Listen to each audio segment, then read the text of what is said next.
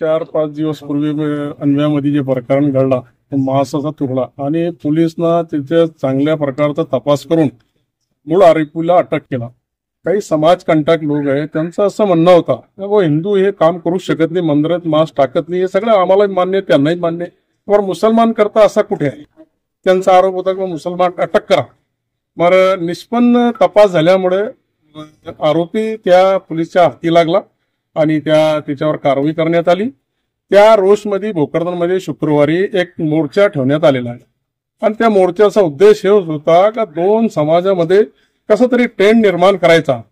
भोकरदनची परंपरा आहे, भोकरदनमध्ये 40-50 वर्षापासून आम्ही सुद्धा राजकारण करतो आणि गणपती विसर्जन असेल कोणताही सण असेल आम्ही स्वतः उभं राहून सणी त्यांना मान सन्मान देतो, त्यांचा सत्कार करतो.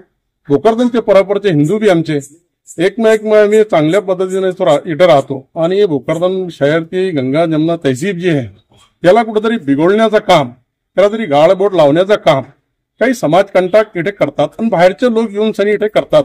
माझं म्हणणं असं आहे, तुम्हाला जर सभा घ्यायची आहे तुम्ही एखाद्या प्रायव्हेट जागामध्ये घ्या, सार्वजनिक ठिकाणी सभा घेऊन सनी आणि त्या रोडवरून जाताना मुसलमान टोपीवाले हे चालले यांच्यावर गुन्हा दाखल करा, पोलिसाला आपण सूचना देता, ही लोकशाही नाही राहिली, ही तो हुकमशाही झाली तुमची.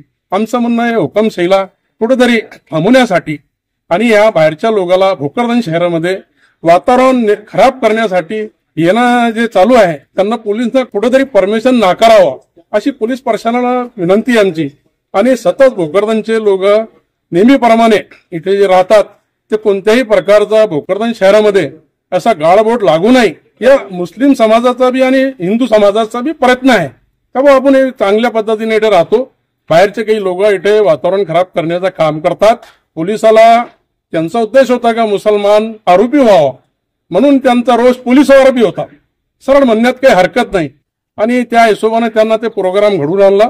मग माध्यमातून आम्ही शुक्रवारी भोकरदनचे सर्व मुस्लिम समाजानं ते रिक्षेवाले असेल, फ्रूटवाले असेल, हॉटेलवाले असेल, हातगाडीवाले असेल या सगळ्या लोकांना त्या दिवशी बंद ठेवण्याचा एक निर्णय घेतला आणि या प्रोग्राम मध्ये कोणताही गालबोट लागू नये या मुस्लिम समाजाचा उद्देश होता. त्या उद्देश आम्ही साध्य केला. या प्रोग्राम त्यांना केलेला आहे. मग त्या प्रोग्राम मध्ये ज्या मुस्लिम समाजाबद्दल अपशब्द बोलण्यात आला त्याबद्दल आम्ही या निवेदन देतो आणि या निवेदनाच्या माध्यमातून आम्ही प्रशासनाला अशी विनंती करतो का यांच्यावर कडक कारवाई व्हावी. धन्यवाद. वीडियो देखने के लिए धन्यवाद.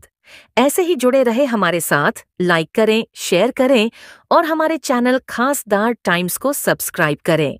साथ ही देश और दुनिया की ताज़ा खबरें जानने के लिए हमारी वेबसाइट www.khasdartimes.com पर विजिट करें.